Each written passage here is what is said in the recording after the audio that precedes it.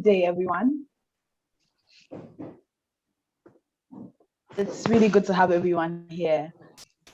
You're all welcome to this live webinar organized by the Democracy and Good Governance Working Group of the All Africa Students Union.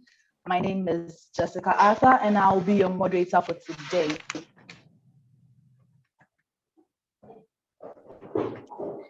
Today's live webinar is on the theme, digital access during elections, a right and not a privilege. And we have with us 4 wonderful panelists. We have Mr. Moses Bai Mugisha, who is the former presidential candidate of the FDC party in Uganda. And we have Mr. Horace Yankoside, a private law specialist, a lobbyist, and a Pan-African activist. He also happens to be the founder and CEO of Mujiza Consulting in Benin. We also have Ms. Susan Jambo, a South Sudan presidential aspirant in 2018, and the leader, Steps We64 Peaceful Political Party. Ms. Pamela Abwajo-Amante will join us shortly. She is the director of programs of the Pan-African Female Young Leaders, PANAFIL.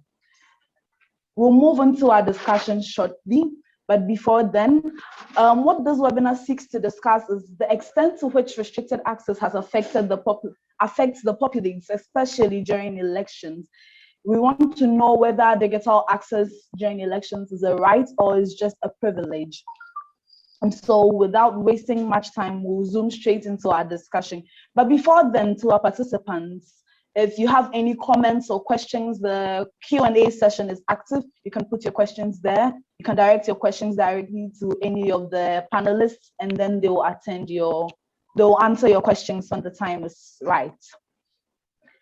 We'll start with Madame Suzanne Jambo. We want to know if governments are ever justified in shutting down the internet services or social media during elections. This question is to all of us, all the panelists, but we would like Madame Suzanne Jambo to go first. We want to hear her views. Sorry, by mistake, I've muted it when you were talking and I forgot to put it back. Yeah, so thank you so much for having me. It's always a privilege and honor to be among fellow Pan-Africanists, especially when led by the youth, who are Africa's 70% of the population. So with that, I will answer. It is it's a right, it's a fundamental right to be able to be facilitated as citizens of Africa, as citizens of the world, to be facilitated to choose the means in which people can express their opinions. So governments have no right whatsoever to restrict social media usage, more so during elections. Africa's population, like I said, is 70% youth, and most youth are users of social media. So that's their parliament. That's actually the youth parliament, the social media platform. So to me, it's a very important. It makes us in some sort of a global village. You know, I could be in South Sudan and I could easily access fellow citizens from Nigeria, from Ghana, and from around the world, and vice versa. So it is a fundamental right, and we have just experienced a bad experience in South Sudan a few days ago. On the 30th of August, we had planned nationwide peaceful protests by the people. And the government did a few things to curtail that, because we've been having wars, you know. I don't want to delve into that, but the situation in South Sudan is so bad that the people wanted to go and protest peacefully. So the government immediately did is shut down the internet in South Sudan. And of course, the other military stuff, you know, military presence up to today, 2nd of September, is still there, heavily all over in the streets. So yeah, I mean, it's a fundamental right. It's as accorded within the Universal Declaration of Human Rights, freedom of expression, freedom of association, and freedom of all that, you know. So it's very, very important to be guaranteed through this special, especially more so through social media, like I said, because Africa's population, 70% are youth, and Africa is a vast land, it's huge, you know, even every country is vast. So I cannot just have to travel physically from Lagos to Abuja so that I meet with somebody and discuss with somebody. We could do that through social media, for instance. Thank you. I hope that.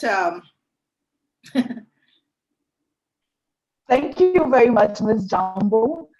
Mr. Moses Mugisha.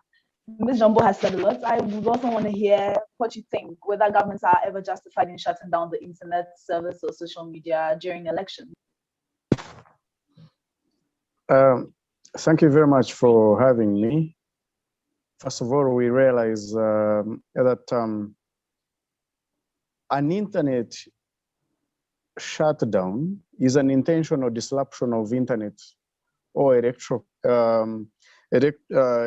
electronic communication, rendering them inaccessible or effectively unusable for specific population or within a location, often to exert control over the flow of information.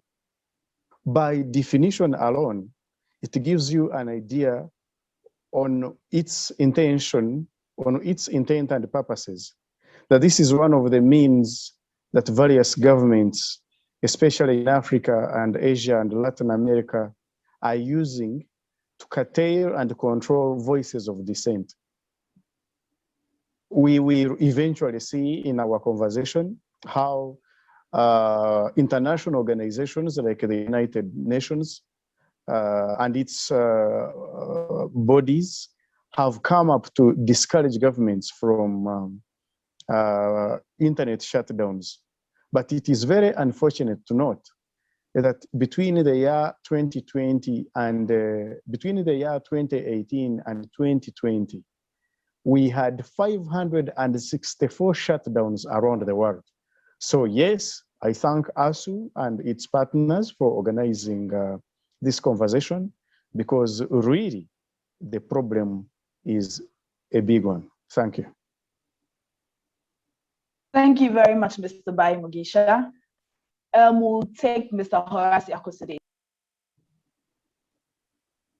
Greetings to everyone. It's a real pleasure to engage in building Africa of today and of tomorrow through our shared ideas. Thank you to ASU for hosting a webinar on so crucial subject. Today we are living in a digital world, and every day we are progressing even more towards the complete digitalization of everything. So yesterday we were looking towards national citizenship. Today we are looking towards global citizenship, and tomorrow it might just be plain digital. And so as far as our social identity is concerned, the internet is the main component. Now, we know that our societies are based on a model, most of them, that is thought to be democratic, that is willed to be democratic. And elections are a main step of the democratic process. So when we combine both of these factors, internet and citizenship, then it becomes evident that governments around the world need to make sure that citizens, for the sake of inclusion, have the possibility and effectively do engage in electoral processes via any means necessary. And this includes internet. So it is a right that must be defended in all means for citizens around the world to have access to internet on an everyday basis, and even more in critical phases as elections. Thank you very much. Thank you very much. Interesting submissions from all our panelists. We'll move on quickly to Madame Pamela Abuaju-Amante, who has just joined us. She's of programs at the Pan-African Female Young Leaders. Miss Pamela, we are submissions on whether governments are ever justified in shutting down the internet connections or social media during elections. Hello, Pamela, please, can you hear me?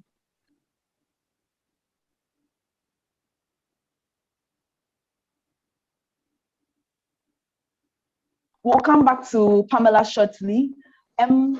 Susan, please, would like to find out, would like to hear your views. We want to know why do you think that the government needs to shut down the internet? Would like to know why, in your opinion, the government needs to shut down the internet. There are a number of factors. When you study the map of Africa, you will map it out in different nations. There are certain nations that are fledgling democracy, certain nations that have established democracy, relatively so. Certain nations are back and forth between dictatorship and sometimes semi-democracy. And some other nations are pure, sheer lack of democracy, completely. I mean, we're talking about, for example, Eritrea, South Sudan, and so forth. Zimbabwe up to a recent time, but lately it's become a little bit better. Where there's, like, strictly speaking, there in Gabon, Cameroon, where nations like those are strictly dictatorial. So they often have the fear of people speaking their minds. And obviously the best way to do so is to control the expressions on social media. Generally in Africa as well, the concern is, and of course during elections in certain countries, you know, like in Uganda, for example, generally, so to speak, the problem is the fear that dictators and rulers, I'm distinguishing them from leaders, rulers in Africa, and other parts of the world where such leadership is existing, is the fear of being known and being seen globally as such.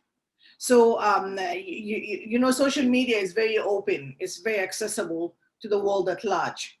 And so basically, when the youth or when women, or if it's an Islamic state, like Afghanistan, for example, soon, where people cannot express themselves. When they do express themselves, then it reflects an image, the true image actually of that nation.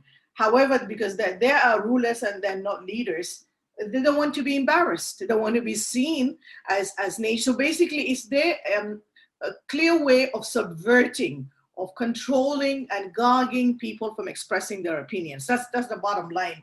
And of course, as they control government machineries, as state organs, for example, as parliament, whatever form of legislation or legislative body that we have, to a large extent, of course, the judiciary and all that. So these are the other avenues that citizens could seek to address issues of freedoms. And so because such governments control all these other state organs of checks and balances. So obviously the only avenue that is remain for the citizens for that particular country or those particular nations would be social media to express themselves. And like, again, I would echo the concern of young people. Africa's population is 70% young people, often at that age, less than 30, between 17 and 30. They have not been elected to government position. They have not participated in any form, so they would not be seen in parliament as well to express. So either way, for young people, the best avenue is always social media to express their opinions about roads, infrastructure, corruption, lack of services such as provision of electricity and all those kind of things that normally citizens would channel through their representatives, elected representatives, onto the government, to the government to address the issues. So basically, to be seen like a country that is not providing basic services, a country that is not doing its work, it's a weakness, you know, for them.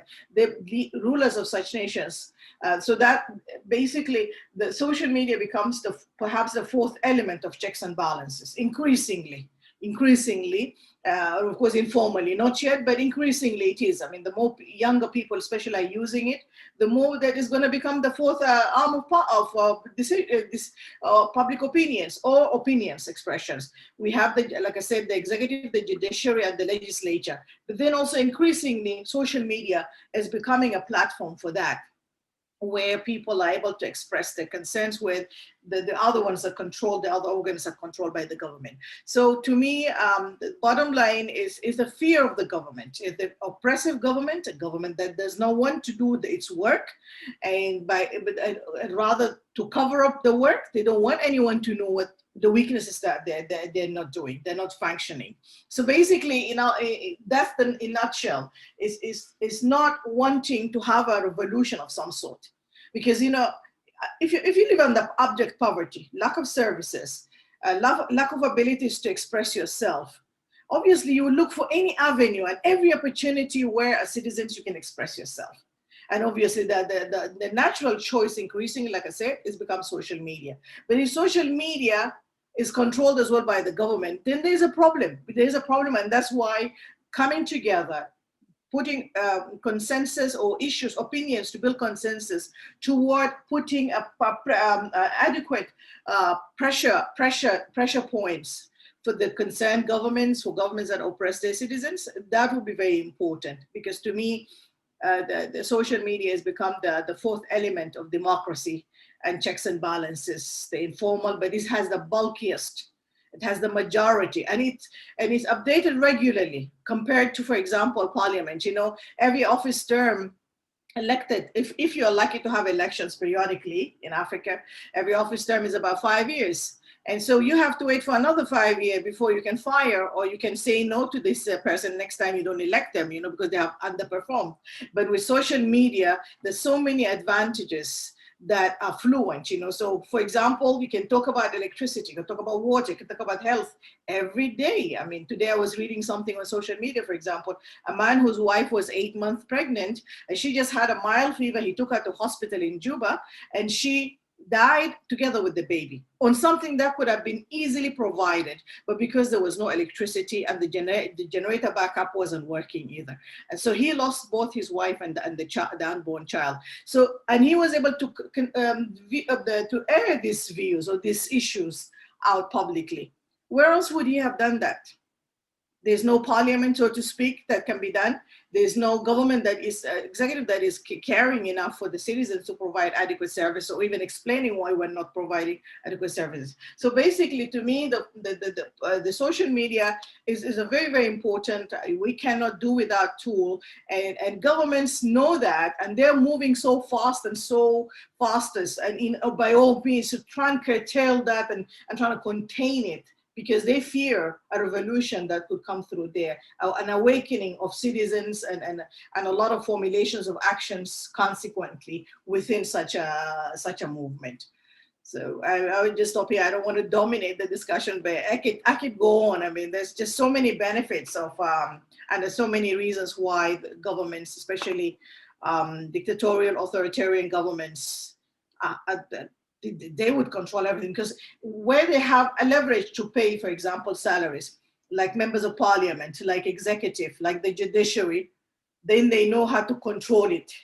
So they appoint, first of all, they appoint the desired people, or within the executive or the judiciary, as well as within parliament as well, they back up certain candidates who would always further their voices within parliament. But social media is the only platform they're not able to control. And so obviously they want to control it by all means, and they would come up with all sorts of excuses, like hitches, technical problem, breakdown of the server, etc., etc. So many excuses just to try and especially during certain times like elections. Thank you. Thank you very much, Susan. Social media is the fourth element of democracy and checks and balances. Very interesting submission. We are being reminded that the Q&A session is active. You can put in your questions and any of the panelists will attend to you. Mr. Mbai Mugisha, specifically on the 13th of January, there was a government order that shut down the internet and social media platforms, and that was on the eve of election in Uganda. I would want to know if that action, in your opinion, affected the electoral process in any way. Moses.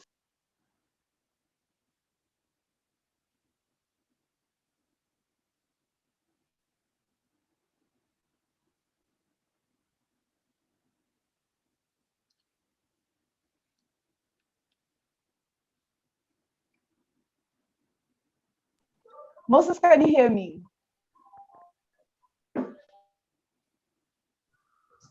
Interesting, I had been speaking, but I didn't know my microphone was off.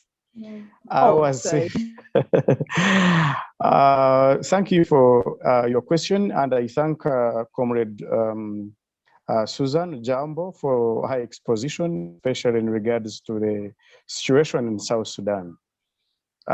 Regarding Uganda, first of all, permit me to give you a brief picture of how it stands here. You may wish to note that as of January this year, Uganda had 12 million internet users. And out of these 12 million, 3.4 million Ugandans were the ones that are accessing social media regularly. And the number of social media users in Uganda is equivalent to 7.3% of the total population. That's not a mean percentage when you're looking at the standard of the rest of African countries. I wish also to note that there are 28 million mobile connections in Uganda, at least by January 2021, which was equivalent to 60.3% of the total population. Why it is important for us to note the mobile connections users is that is already a class of people that can once in a while flip-flop into the internet users because they already have the necessary gadgets. I wish to highlight that we need to note that an internet shutdown should be grounded in international human rights principles of proportionality, necessity, and legality. Internet shutdowns should not be used as an emotional retaliation tool, especially by governments. And when I say necessity, I mean that any restriction of internet access must be limited to measures that are strictly and demonstrably necessary to achieve to achieve a legitimate aim. It should be demonstrated that no other measure would achieve similar effects with more efficiency and less collateral damage. So when you know, we have realized that internet shutdowns undermine the capabilities of election candidates, particularly the opposition, to campaign and exchange ideas. And you know, we are talking about a class of people, opposition candidates that have not have limited access to TVs and radios. I should have indicated that although in Uganda, we have got 51 TV stations and 100 FM stations. But out of these 100 radios and 51 TV stations, over 90% of those are owned by government functionaries. And the remaining 10%, although not owned by government functionaries, but is highly controlled by government. And so it tells you that it's only social media that where the rest of the country, where the rest of the population has got a leverage to air out their views. Shutdowns and prevent voters from accessing information. Shutdowns weaken trust in the electoral process, and they obstruct the efforts of those documenting irregularities. All of those are key areas. You know, I'm trying to generalize to give out to these points as they apply not only in Uganda, but elsewhere where ones have been. Like I said earlier, between 2018 and 2020, in just 2 years, the world experienced close to 600 shutdowns, which is obnoxious. You know, we have got a 2016 UN resolution on promotion, protection, and enjoyment of human rights on the internet, which also condemns internet shutdowns and urges states to refrain from shutting them. Internet shutdown undermines the efforts by political parties to timely gather and tally election results. And even if there was a win, the prospective winner has no mechanism of announcing an early victory, which is a form of vote protection. Because you know, in our countries here in Africa, early announcement of your win is a mechanism of vote protection. Because normally when you dilly and delay to give your supporters a clear picture of what the situation is on the ground, government takes advantage of the vacuum in terms of communication to announce its own results. So normally for us here, in the moment you know that you have won, either at parliamentary or at local government level, move out, tell your supporters that you have won, give them the figures, let them come on the streets and defend their victory. So early announcements is a form of victory protection. But if there is an internet shutdown, it means that you do not have a mechanism to announce your results. You do not have a mechanism to gather your results from villages, and you know how the terrain of African countries, they are it's largely rural community with limited electricity and with poor road network. And so it's only the internet, through the internet, that you can be able to gather in 30 minutes the results that happened at polling stations that are 400 kilometers away from the capital city. And so by doing that, you are able to have your national tally center add up all of these results in a very, very short time. You know, furthermore, internet shutdowns imposed following a contested election, you know, undermine the capabilities of the losing party, usually the opposition, from organizing to challenge the results. Because you know that's also an important aspect of an election. Elections only end after the Electoral Commission has ably tallied, properly registered the outcome and adequately announced the winner and gazetted such a winner. So if government shuts down the internet after a contested election, it means that the opposition does not have the mechanism to respond to challenge the bad outcome. Now from the law perspective, key activities like collecting affidavits, getting in touch with the people who were at polling stations, who saw what happened, who needed to deepen affidavits that you're supposed to take in court, mobilizing people who are supposed to be able to appear in court becomes a big challenge during shutdown, which is imposed after a contested election. So it's such a huge, huge problem. Now, in the context of political oppression and media censorship, organizing protests and campaigns through internet is one of few, if not the only tactics available for the opposition and voters to exert pressure on the authorities. If you do not have the internet, it means you do not have, as a leader, you do not have a mechanism of mobilizing the population to come up and exert pressure on the authorities. And so clearly, internet shutdowns also interfere with the media's role of being a watchdog. Because you know the media personalities, the media houses have got a key role of being watchdogs during an election.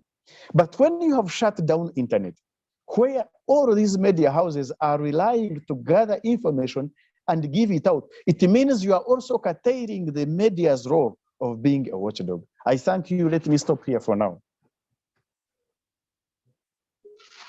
Thank you very much, Moses.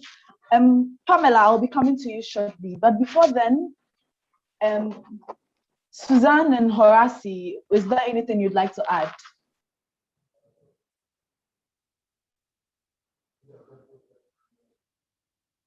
Perhaps I could add something a little bit that always is a different, unique situation, especially with South Sudan. You know, South Sudan has been in wars for so many years and decades, you know. So we're about 12 million people, the population, but perhaps up to 5 million or 6 million outside the country. So we have people in the diaspora around the globe, and we have people in neighboring nations, in refugee camps and so forth. And so when you are in conflict and post-conflict nations, and that I'm sure applies to Somalia as well, and Eritrea, where the people then to connect with home, to continue the culture, the cultural education, identity of being African, because some are in Australia, some are in UK and all that, they acquire new cultures. So through social media, there has been a sustained kind of common identity coming together. And I can tell you for a fact, 2017, when I declared my intention to run for president, it was immediately after we gave birth to the newest political party, Steps, which is in South Sudan, would be unique by two ways. One is it's the unity of We 64, which means the We 64 communities and South having common identity, as well as advocating on peaceful methods. So in a nation that has been going so much chronic violence and wars and ethnic violence and divisions, it becomes very hard now to sit with anybody in villages, because unless you sit in one, because it's a tactic done deliberately by the government to ethnically divide people, and violently so. So obviously, if you want to speak opposite the language of government, you can't go to every village. The government will stop you. We literally physically stop you. But from social media platform, we were able to now unite the people. And the most tangible result was only 30th of August, when the country was ready to embrace nationwide peaceful protests.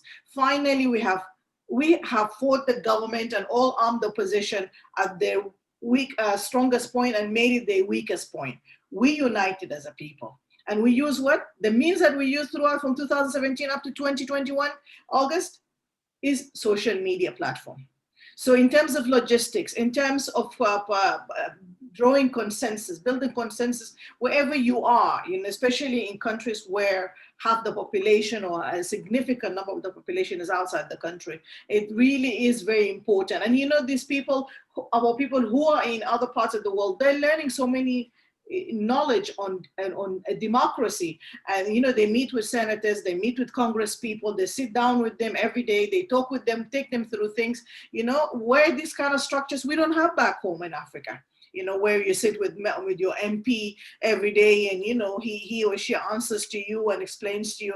They only remember the citizens or the voters during elections. But come to after 5 years is when you see them again. So basically, there's new cultural education in terms of democracy and drawing comparison studies from around the world and exposure, and then exchanging with one another, while also not forgetting your cultural identity and who we are as a people. So yeah, I mean, the whole thing of you can build amazing, wonderful, powerful movement through social media. Here we are even as Pan-Africanists. We are from different parts of Africa and we're learning from each other. So I could not overemphasize that social media is a must. It is a public opinion platform, where we can talk about issues and build consensus on. Thank you.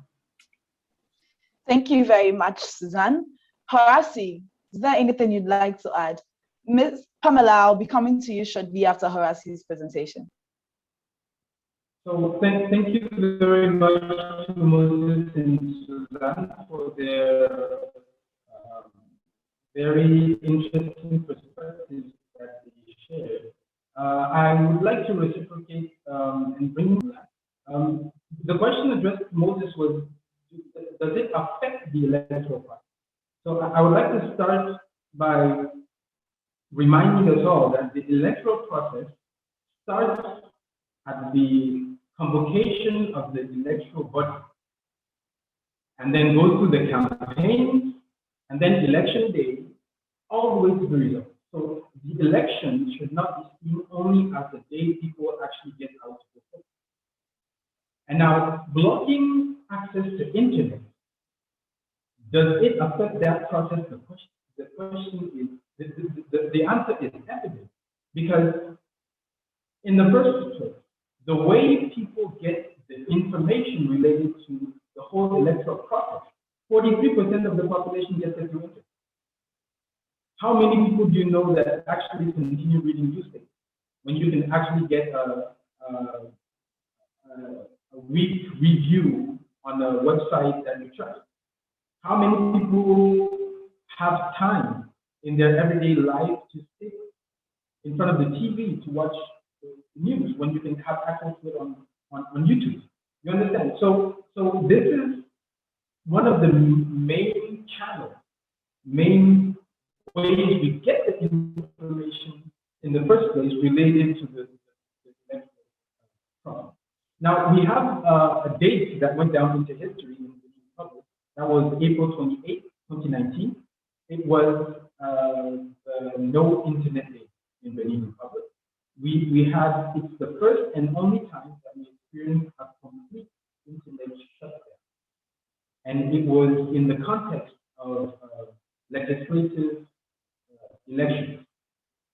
So providing MPs for the national party. That was a particular experience that actually brought different movements and youth currents together to act, to lobby, and to defend the right that we have to be connected to internet. If we go a little bit back to 2016 presidential election, we meaning a group of fellow youth activists and myself, we built an application that's called DGG. And DGG was an application intended to foster electoral inclusion and citizen participation in the democratic electoral process. So we deployed the election, the application to help people understand the society projects of each of the candidates in the presidential election, to have them interact on different parts of their programs. This is what someone planned. I don't intend to vote for this person, but actually what he's saying he wants to do in terms of education, I think it's good. I intend to vote for this person, but what he's planning to do in terms of agriculture, I don't agree with. So on and so forth. But how would we have pulled that off without something? That application allowed us to collect data, to poll intention of votes, and actually to get people to understand what they were actually going to get out of it. So taking that example alone, if we were to have an internet shutdown, then the 900 and something thousand users that we had on the first deployment would not have access to the information we were trying to share, would not have the deep insight that they have, would not have the direct access to the candidates to ask them questions, to make suggestions, to interact in one way or another, to be a part of the democratic process to actually electing a president for the Republic of Uganda. So I think that no Pan-African activist, no youth with a sense of responsibility and the desire to take part in building something meaningful for his country, for his country, would be okay that internet shutdowns are normal, or that it doesn't affect the I think that in every way, internet has become an essential part of every single public major phase of the lives of our states. And so governments have the duty of protecting and ensuring that we get access to that anytime that it's necessary. Thank you very much, Horace. We are being reminded that the Q&A session is still very, very active, and all questions and comments should be put there, and at the right time they will be addressed. Pamela, we talked about how it is for governments to shut down the internet connection. We would like to hear your views on that, and we'd also like to know, considering your background, we want to know how easy it is for governments to shut down the internet. How easy it is for them to get the internet to shut down, because looking at the figures and the statistics mentioned by the others, it seems that it's something that is done a lot. Is it something that is very easy to do, or it's a very stringent process?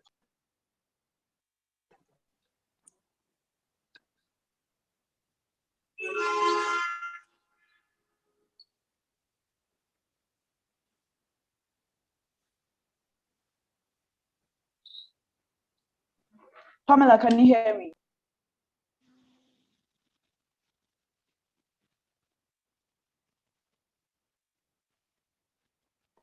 Pamela, can you hear me? Unfortunately, it seems Pamela is having a few issues. She'll join us shortly.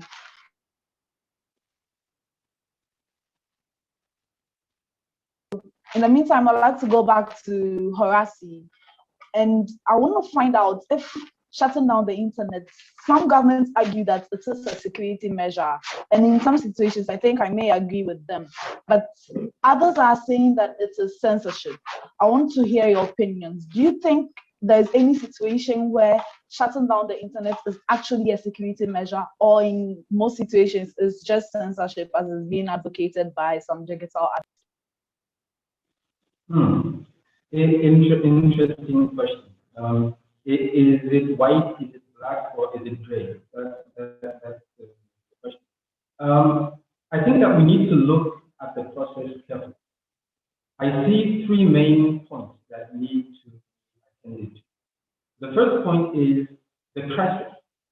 What are the reasons that can be evoked, that can be called upon by government, rightfully or not, to justify the shutdown on internet access? We have been moving towards a data-oriented society. And every day we are producing, consuming, sharing data.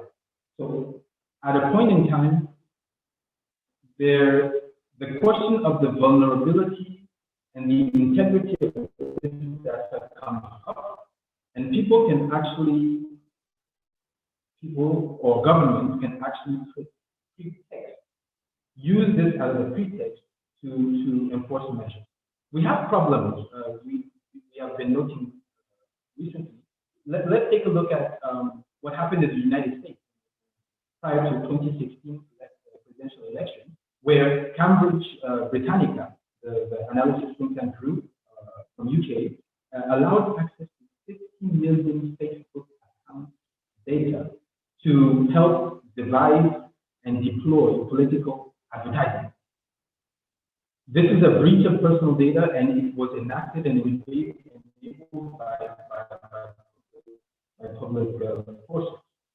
The same thing happened practically in Brazil in 2018 for presidential election, where we had massive attacks on data. So basically, in a nutshell, the different crises that governments usually evoke when trying to justify the shutdowns situation are pertaining to cybersecurity. So cyber attacks, phishing, and everything that is related to that. There are matters related to personal and public data integrity. If a central server in a ministry or in a government agency is breached, it can be a mobile,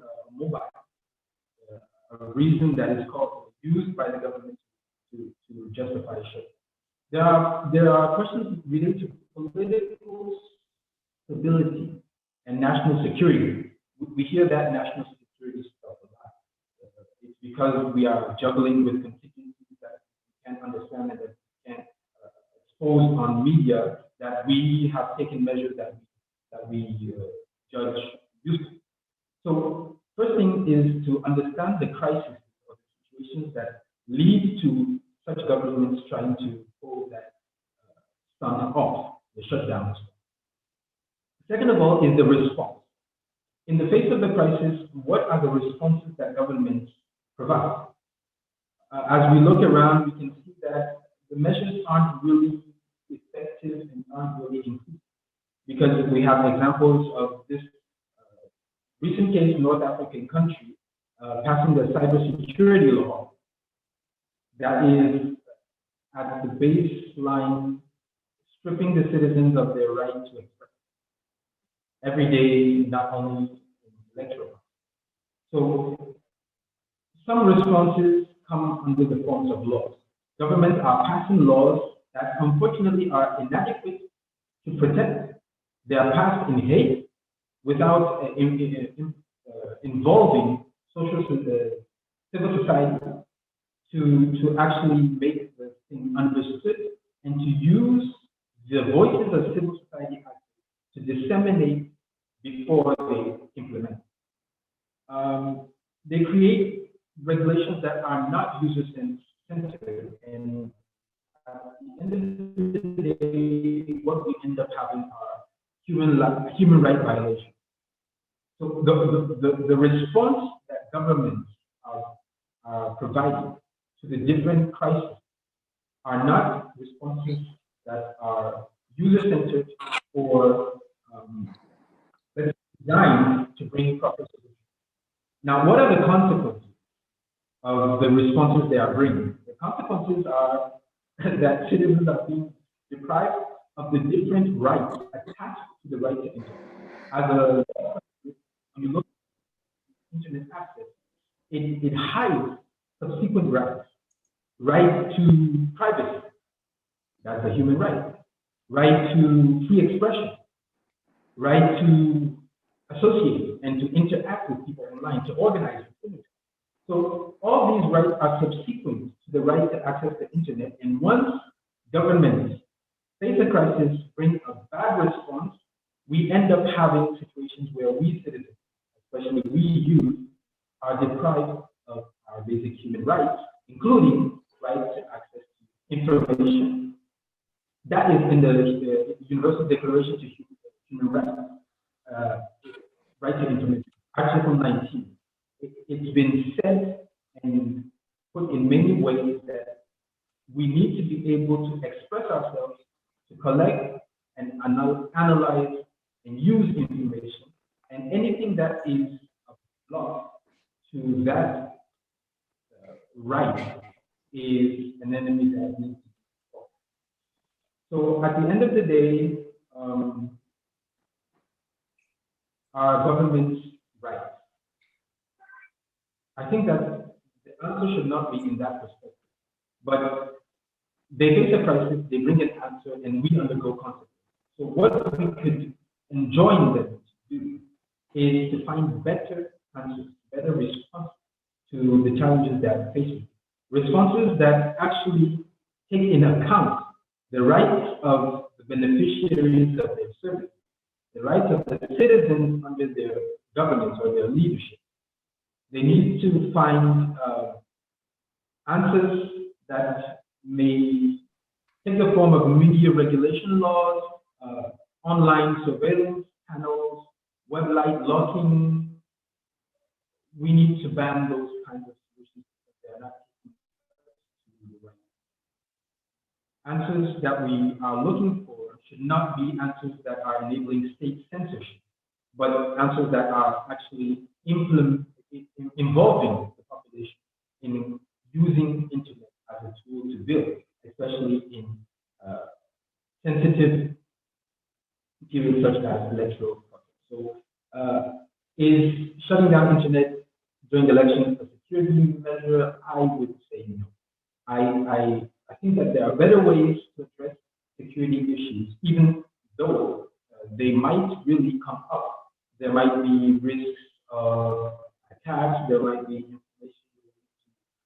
mass fraud being organized and so on and so forth. There may be real challenges to be faced pertaining to security during electoral processes.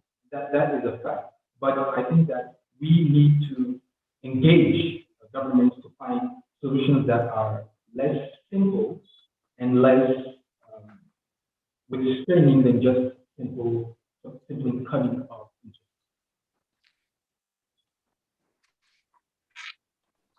Thank you very much, Harasi. Pamela, I think before we lost you from you, how easy it was for governments to shut down the internet, and then also to know from you whether they were justified in doing so.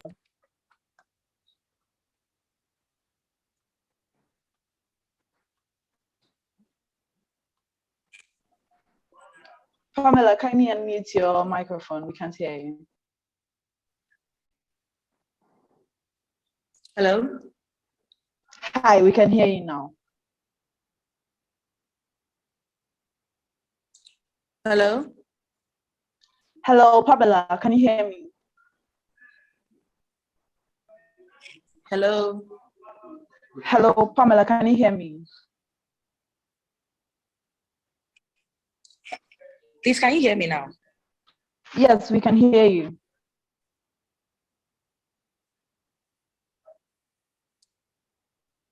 Hello? Okay, we'll Hello? come back to Pamela. We'll come back to Pamela later. Susan, what do you think? Dictatorship, censorship, or security measure?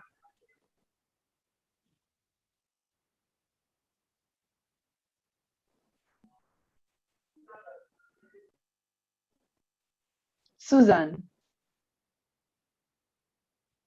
You got disconnected. Can you repeat the question again, please? You got disconnected. You're on mute, I think. Susan, can you hear me now? Yes, I can hear you now. I was asking, what, in your opinion, what you thought, whether shutting down the internet was a security measure or censorship as being said by some digital. Definitely, it's a censorship. There's no doubt about that, not whatsoever. And you can look at all the times that as internet was shut down in certain countries. It was always time during elections or time during where people are expected to express dissatisfaction with the government somehow, or decide on how the country should be run. So obviously it's a deliberate sabotage by the government to censor their people's right to vote, their people's civic education, their people's ability to express themselves. So it always happens during certain points where there is some sort of political eclipse in the country, be it elections, be it like what just happened in Juba on the 30th of August, which was the day where we were mobilizing the youth and ready to protest peacefully all over the country. The internet was shut down. It's some of the internet providers are actually even from outside South Sudan. They're not even there, all the way from like MTN from South Africa. So, you can just tell clearly that it was a shutdown by the government deliberately, so that people do not come out and see, when they come together, they're powerful. The government doesn't want to see that. The same thing happens during elections when civic education is being conducted about certain political parties, certain leaders. Information is being shared about their credibility, their repute, and to inform the public so that they can choose wisely, so they can vote wisely. There's interference during that time as well. So obviously, it's a sabotage by the government, deliberate control by the government, so that people do not express their opinions freely. Yeah, it's a censorship. And so are you saying that there's never a situation, or there's never been a situation where it's actually a security measure, not even one time? Because the internet can also be used to spread fake news. That could happen, but that often happens for a certain period of time, like a lot less duration. The time normally an hour or half an hour, whatever, but with elections, it can go on for days during the elections time. And also during, like for example, the protest, it was exactly the eve of the 30th of August, throughout until the evening was over. When it came dark, they knew there would be no protest at night.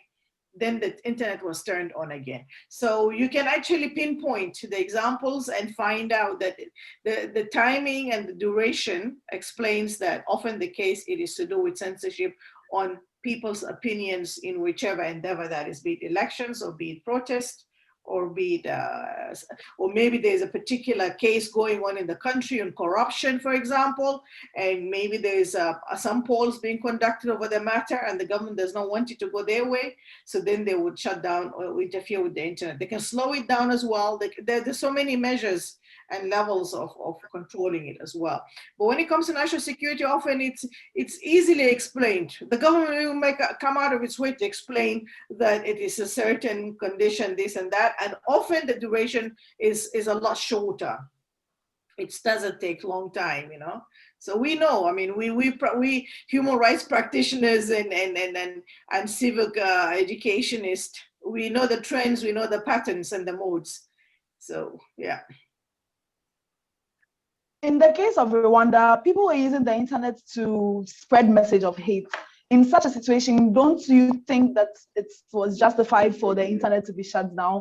Moses, Horace, Suzanne, Pamela, we are all at liberty to talk about this. Yeah. Sure. And that applies not only to Rwanda, that applies even to South Sudan, like I told you earlier on, the ethnic hate and the violence, it was also spread all over social media. That's something that we all need to work on to ensure we have adequate laws and measures to regulate and to punish as well inciters, because, as happened with the case of Rwanda, where it was established, it was a crime against war crimes, because they were inciting people to go and kill a certain community. So, and their words on social media and radio incited the people to take the action and actually physically harm other people. So the same situation in South Sudan, where some of the diaspora activists would talk about war and violence and glorify it, and make it sound, and also pitting communities against one another. And so then people in the villages who would take it as advice, and they would embark on the execution of the said, whatever. So, but the most important thing is that these are very easily verifiable, very identified, because there is, that varies from misogynist attacks on women leaders and women to people of the other sex or religion, they have different faith. For example, communities against other communities, and war and language of violence. So this can be easily pinpointed and punished by the law, as it were. But censorship of the internet does not justify, because in that sense, how unless it's on individual basis, because there are rules and regulations. There are rules and regulations. For example, Facebook, for example, Twitter, they have their own rules and regulations which subscribers assign to or accept when they join that those are private entities, owned and regulated by the management and the board of those entities, and that's different. That's different. However, we have media, we have YouTube, we have other channels where people actually speak on their own behalf and everything, and that can be easily pinpointed, and we should all strive to work toward laws that safeguard freedoms, but also protect people from harm through freedoms, because freedoms and liberty have duties and obligations, have freedom and obligations. It's not just a one-way thing where I'm free at liberty to abuse any community, to abuse any gender, or to abuse any faith. I have no right to do that, and these are the things that need to be regulated by law, but that would not amount to shutting down a whole internet in a country, because these are individuals, and they can be pinpointed and identified on their own accord. So yeah, and it has been proven in Rwanda, where some of the radio presenters, and in Kenya as well, some of the radio presenters during the clashes, the elections violence in 2007-8, where some radio presenters incited communities against one another, and which led directly to the death of people, in Kenya. So yeah, and that they are punished by law, the individuals, the concerned individuals. Thank you very much. Percy, I'll come back to you shortly. We finally have Pamela on, so we'd like to hear from Pamela. Pamela. Hello, sorry to everyone for the late scene. I think I had a lot of network and technical issues. I would want to make my submission on the topic. The digital access to during election is really a right and not a privilege. In fact, streamlining to democracy have made it clear that we have right to vote, we have right to information, which is very critical. And social media is one of the platforms that we gain and access information. And during elections, post-elections and before and after elections, we need to express our views towards governments. And this is the point where government find it, let me say, is it a threat or something that could bring them into opposition? So they will always want to fight it. Nevertheless, citizens and opposition parties also take this advantage of this opportunity and raise propagandas which are acceptable in every elections, come out with panic into the system. So sometimes it is a two-way affair, between the governments and the citizens. However, democracy have not stated any, have not defined any platform for expressing our democratic view. From Greece, and democracy even states that when you are practicing democracy, you can express your views towards this channel. You can express your views towards this channel. Once we are moving into a technological era, and we are accepting the fact that we are in our new normal where technology has become a part of us, we really need to assess the fact that when we are having an elections, whatever things we are doing, social media platform has become a platform where we can have access to every information. And during election, these are one of the critical areas that we need to focus on and streamline our activities as a government. So I do not see it as a privilege if we have access to digital. We have access to digital. We have access to digital stuff during election, but I see it as a right. And government should not use this as an opportunity for creating censorship in our system, where they suppress our views through social media. And I want to also state the fact that there are a lot of countries in Africa that have used these platforms to create censorship, to bring down the views and opinions of people. For example, in Twitter, in Nigeria, Twitter have been shut down. In other countries, have been shut down. We saw what happened in Uganda. In other countries, in fact, it's on the rise. And before COVID, social media was not a necessity because we have traditional medium of expressing our views.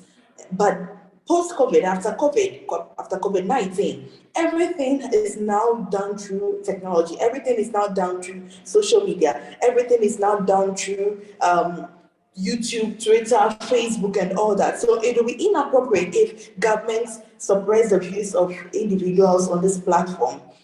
In Ghana, it is a right that we have access to information. The bill have been passed in Parliament. So it would be absurd if governments could streamline the social media activities or put a ban on social media ads in order for us to have access to this platform to express our. Pamela,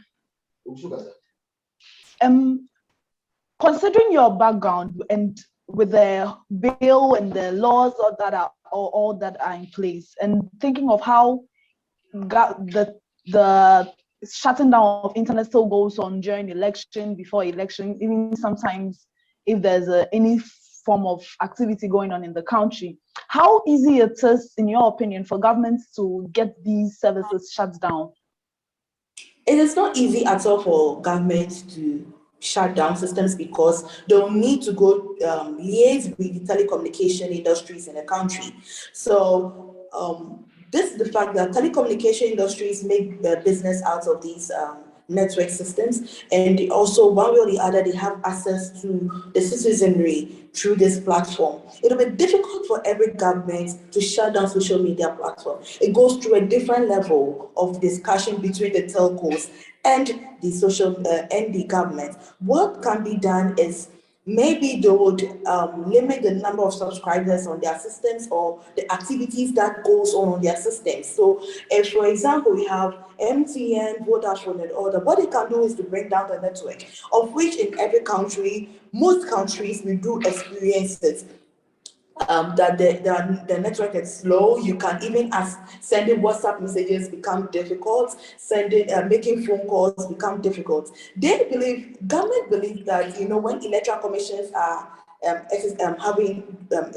organizing elections, they need the sole power and the liberty to do so. So in a form of having these elections going on, you see that the government try to communicate with telcos, to bring down the network and all that. But, in the long run, it affects businesses. We have people who do businesses and it may affect it. And for this period of election, productivity may decline. People will lose money. If government should always do that, it's not always about elections.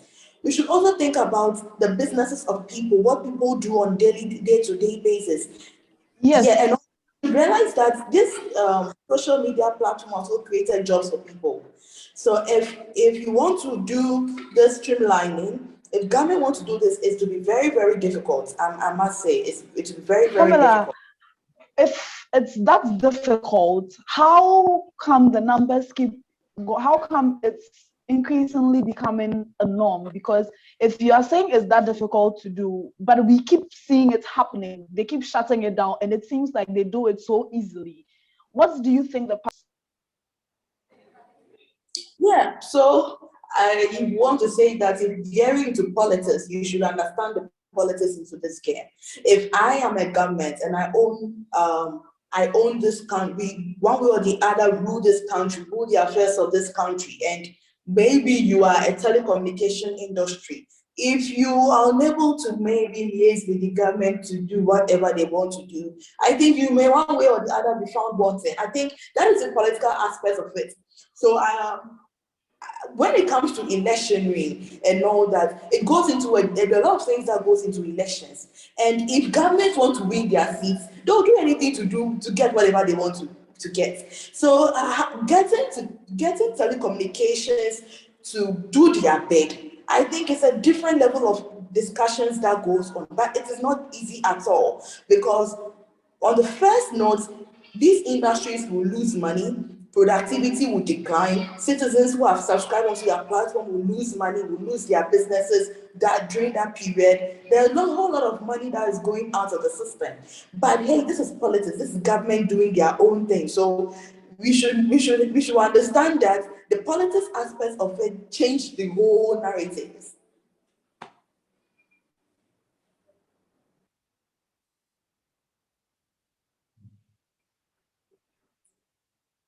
interesting submission? Horasi, yes, I'm coming back to Horasi. I think Horasi wanted to say something about security and censorship. And I think, if I can see right, Susan also wants to say something about how easy it is to get the internet to shut down. But before then, you can still raise your hand if you have any submission or any question. You can use the raise hand feature, or you can put your submissions in the Q&A session, and then we'll get to it shortly. So Horasi.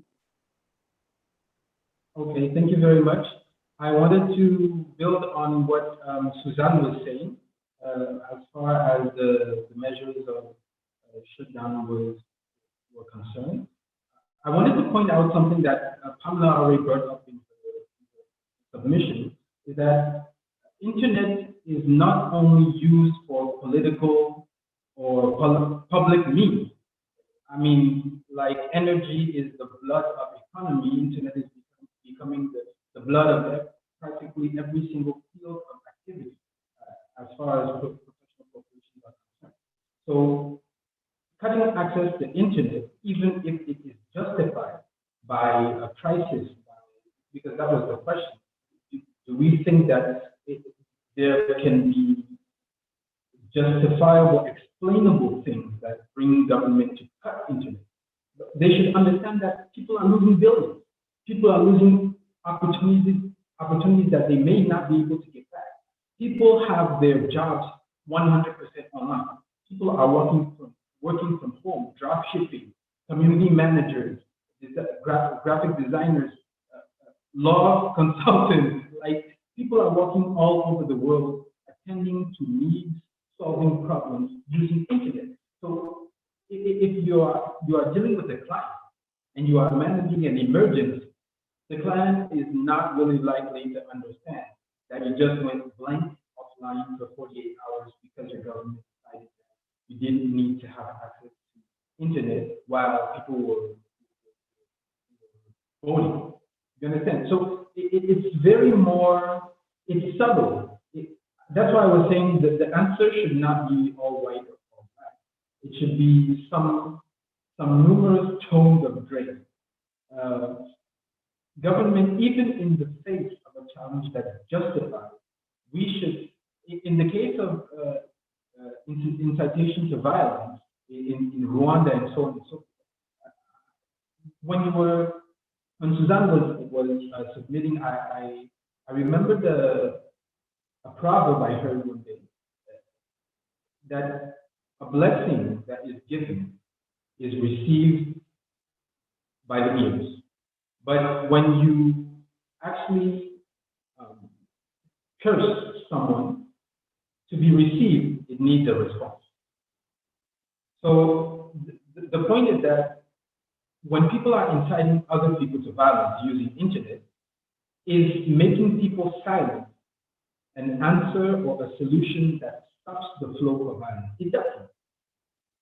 It's like poverty. People work, build agendas on eradicating poverty. I think we should look at things the other way around. Work to enable or build prosperity. Prosperity is the only thing that can roll back poverty. Health is the only thing that can roll back disease. So don't focus on the thing that you don't want, focus on what you want. So governments should be able to find more intelligent ways to address the real challenges that can come up with people misusing internet and internet-based communication channels such as social media and so on and so forth. But now, over the action that has been taken by the government, there is responsibility that we need to take as internet users, especially as youth and as future leaders. The challenge is how do we understand the challenges that our governments are really facing to identify, so that when we will be called upon to serve our country, to serve our continent, we will be able to provide more intelligent, more user-centered, more right-respecting answers. That is a question that pops up in mind. How are we going to put that on? But I just wanted to confirm and agree with Sudan and Pamela that most of the time our governments are weaponizing these measures, are using them to target specific people for reasons that are not always the ones that are given. So the challenge is whole. There is still a whole lot of work to get people who understand that respecting rights of the others is a key component to actually keep one's goals into office, and on the other hand, using public coercion or public force restraint measures with caution. Thank you very much, Horasi. Before I come to Susan, I would like to quickly go back to Moses.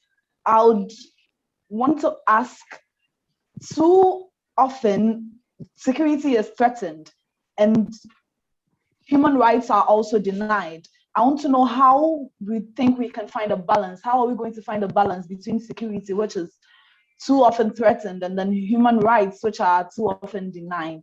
I would like to find out that, and then also to know what, as young Africans, what our roles are in ensuring that there's equal digital access, particularly during elections. Thank you very much for your question, and I listened attentively when Comrade Harris and Susan were submitting, and Comrade Pamela. By the way, greetings, Pamela. I last saw you in Morocco, so it's a pleasure seeing you again here.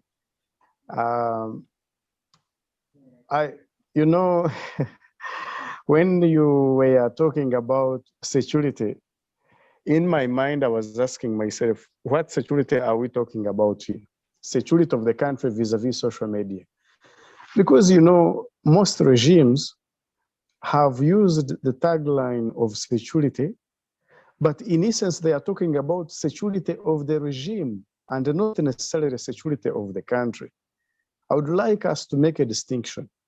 When there are activities that undermine the credibility of the regime in power, which activities are intended to uncover the ills and the dictatorial tendencies of the regime. Of course, the regime has got a tendency of running to shut down social media in the name of security. So, over 80% of internet shutdowns around the world in the name of security is actually about regime security and not necessarily national security. Because when we are talking about regime security, when we are talking about national security, We are looking at, for example, Uganda invading South Sudan.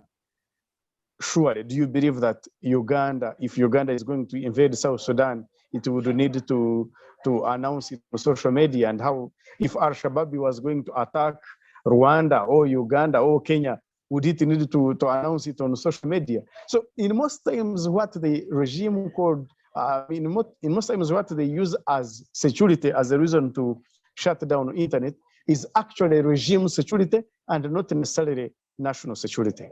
Now, we have got to have a number of mechanisms on how we respond to these shutdowns, because as we go forward, they are becoming frequent and very frustrating. Earlier on, I gave you a general picture of how shutdowns have greatly impacted us here in Uganda. By the way, if you have a friend here in Uganda and you are able to chat with him or her on Facebook, then that friend of yours is surely bypassing government's mechanisms to shut down Facebook, because I think we are coming to a year now and Facebook has been down. So we only access it by bypassing government mechanisms to shut down social media. How are we going to respond with government tendencies of shutdowns? First of all, we've got to prepare ourselves by installing and using circumvention tools such as browsers and tools based on Tor technology and VPNs and proxies that utilize encryption. Because a colleague on the chat earlier indicated that social media is a fourth arm through which the population is able to keep checks and balances on government excesses. So we can't afford to do away with it. We have to keep an eye on various shutdowns around the world and see how their citizenry is responding to that situation as a way of benchmarking and knowing what to do.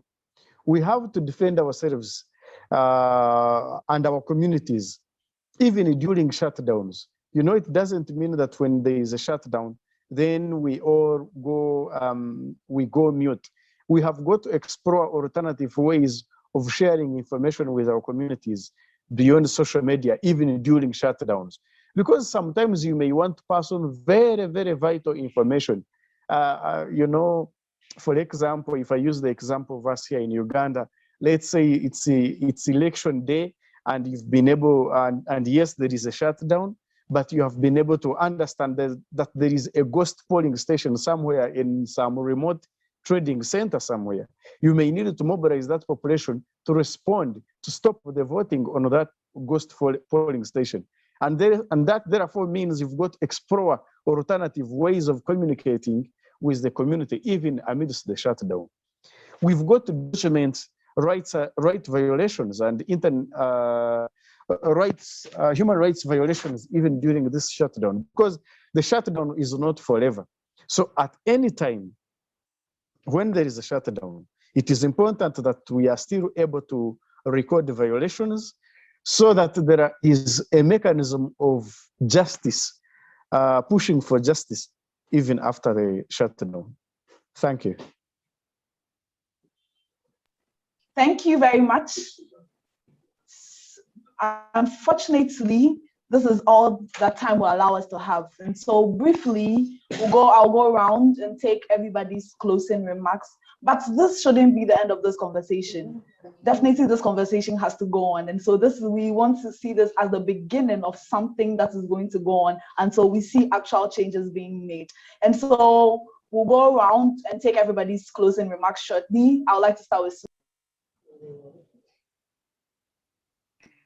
once again, I thank everybody here, and it's always wonderful to be among fellow Pan-Africanists. I just wanted to emphasize a point that was said by Sister Pamela, I believe, earlier on, when she got into the idea of the whole thing of businesses. I totally agree that there's a huge economic dimension and factor on the country that goes paralyzed when there's a especially when it's a deliberate shutdown. I mean, in all cases when there is internet down, but particularly governments must be held accountable for that kind of economic losses for many, many businesses and even including street vendors. You know, people use a lot of internet to transact businesses, and when the government goes out of its way to shut down businesses, part of trying to also fight back against their dictatorial tendency to try and control opinions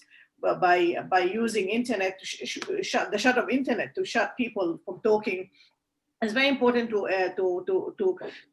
quantify the losses economically, be it on businesses, innovation, people who work on graphics, and also stuff that is done through internet. You know, where somebody can be in a village and can be doing a business with a fellow partner in China or Malaysia or Japan, and suddenly no internet, and he or she loses a few $1,000s as a result of that, for example. And that's money who's going to compensate them for.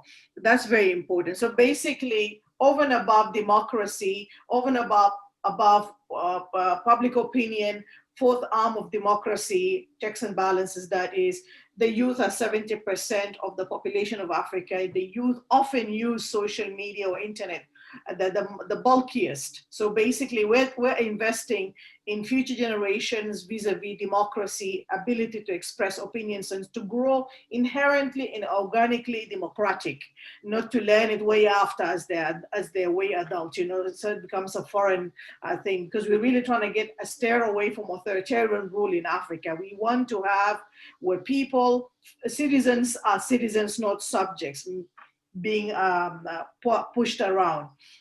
So 70% of Africa's population is huge. Leadership is workforce, is innovation, it's businesses, it's economy, it's everything, it's security, is everything. And they need to feel free, they need to be able to express themselves.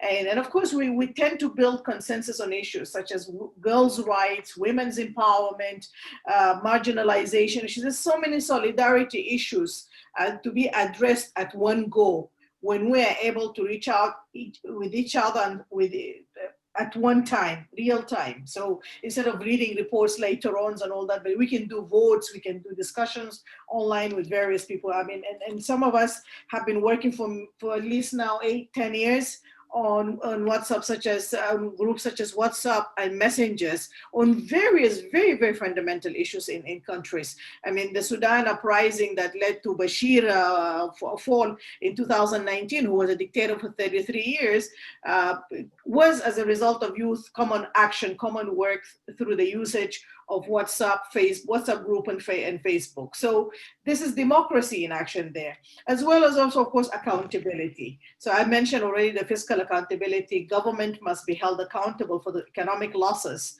of such actions. And maybe when we quantify it that way, they'll be able to feel the pinch of it. But also as well as in terms of transitional justice.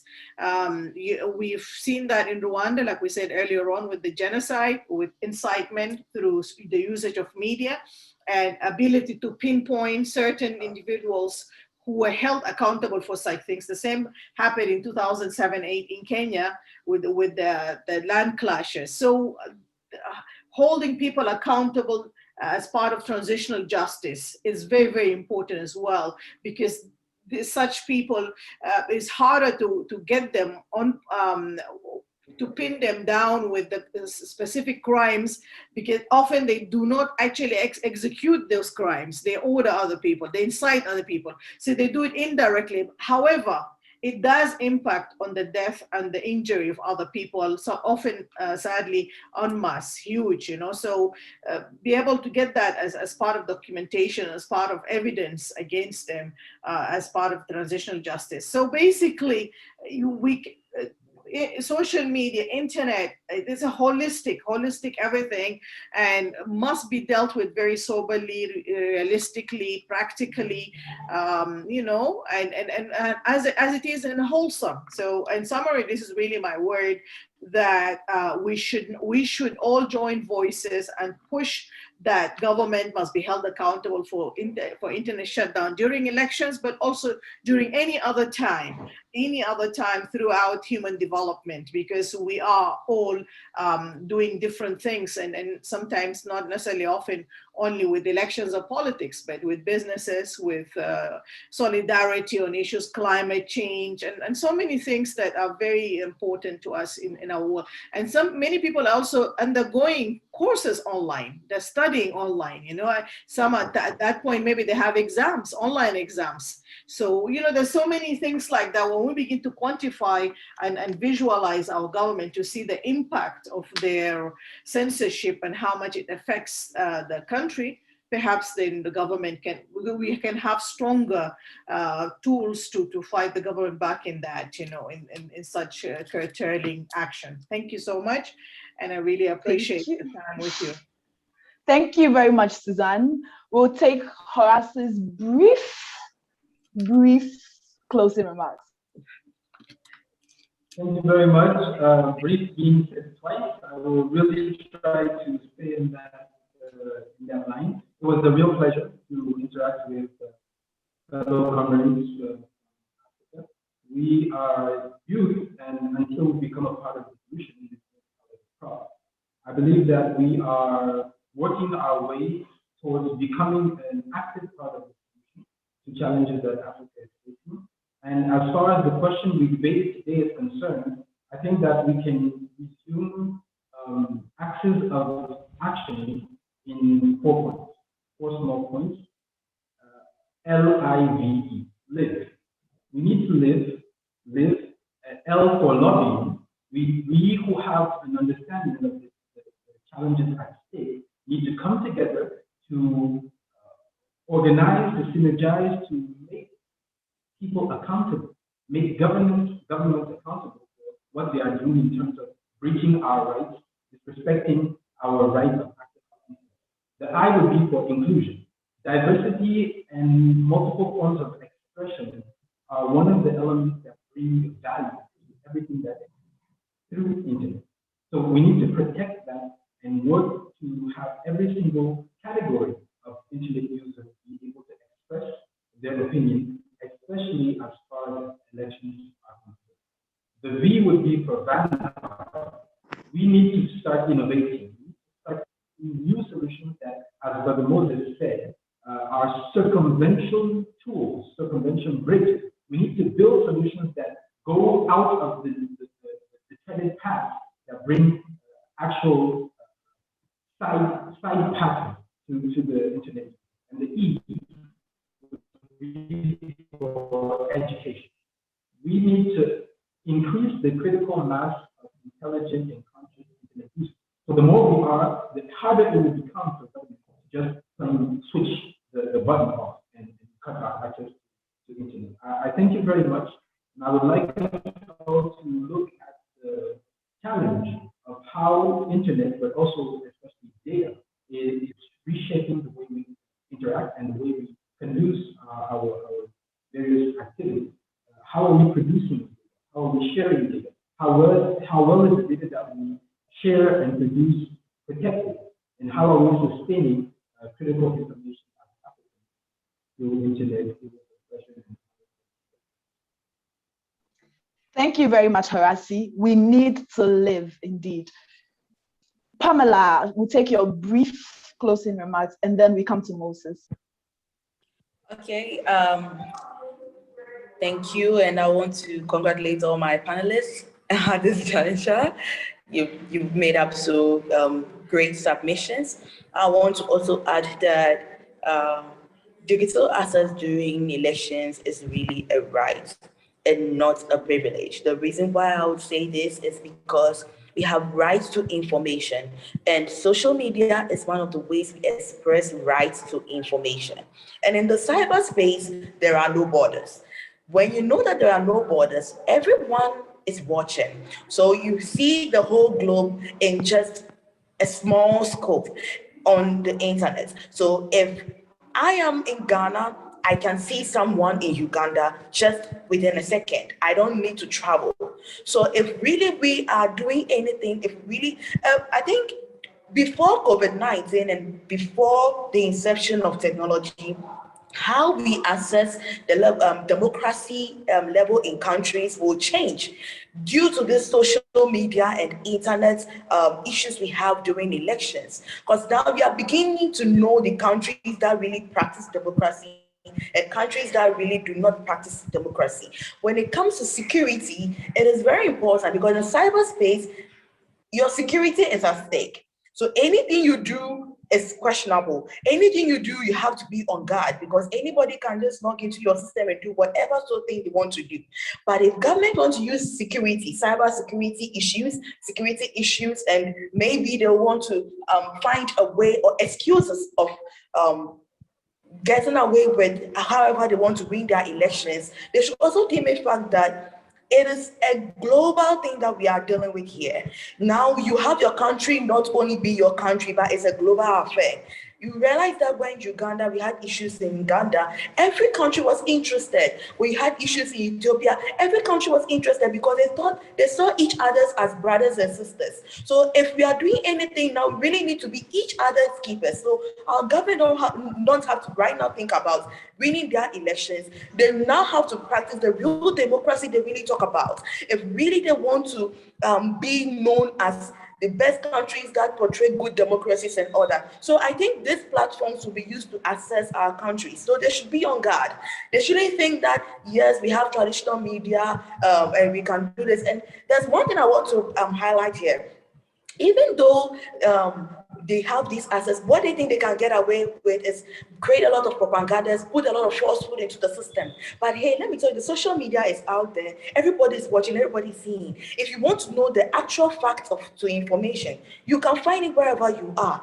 There are no borders to cyber issues. There are no borders to social media. Anybody that wants to access any information can access at any time. So you really need to be on guard. If you really want to produce, increase your productivity, you really have to respect the internet. Our governments need to respect the internet and respect technology at a higher level to really attain the level of productivity they need to attain. So I would urge all our governments not to depend on censorship, not to also depend on suppressing the views of their citizens on social media, but I think they can do it better and they can go on a different level if they accept everyone's views. Yes, people can create panic. You should be ready as a government if you see that, but what you should know also is you have a lot of businesses going on. So you should also keep that in mind. And government shouldn't use this as a medium at all. Yes, I would say that. Democracy did not define a platform for expressing our democratic views. Social media is one of the ways of expressing our democratic views, and we need to accept it. Thank you.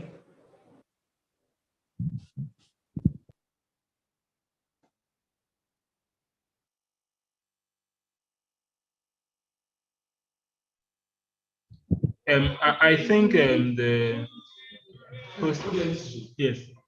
I think Jessica is no longer with us, but she's trying to reconnect. So, since we've taken all the submissions from everyone, I would like to thank every one of us. Please, Moses, you can also give your submission, your closing remarks. Thank you very much. I would like to thank the organizers of this webinar for giving us young leaders an opportunity to share our views on the impact of internet shutdowns in our countries and around the world, and also to give us a platform to denounce the idea by governments to continuously shut down internet. From Uganda, we have survived under numerous shutdowns with a lot of effect, like colleagues were saying, but we are also designing and learning the skills to survive under shutdowns. We have learned of how to, of what we needed to do to be able to survive even with shutdowns, on how we needed to communicate with our colleagues on the ground. In my introduction, as you heard, I contested for president for the Forum for Democratic Change. But currently, I am pursuing my postgraduate diploma in legal practice at Uganda's Law Development Center, where quite a number of students are familiar with the programs of the All Africa Students Union. And so I would like to extend our thanks to All Africa Students Union for being quite engaging on a number of issues, even amidst shutdowns, even where we have not been able to meet physically. The organization of ASU has been able to keep tabs with various students, leaders, and youth leaders around the continent. We hope that all this will end soon and we shall be able to resume our physical summits. I thank you and may God bless you. We thank you too, Moses Bai Mugisha. Unfortunately, we have to bring our conversation to an end. I wish this will go on and on and on because there's been some very interesting points that have been raised, but this shouldn't be the end of the conversation. You can stay in touch with us on all our social media platforms. We are on Facebook at ASU1972, Instagram and Twitter as ASU_1972. Our website is www.asuonline.org, and you can send your emails on anything, questions, inputs at jarthur@asuonline.org. We are going to put together a policy brief and send to everyone shortly. We thank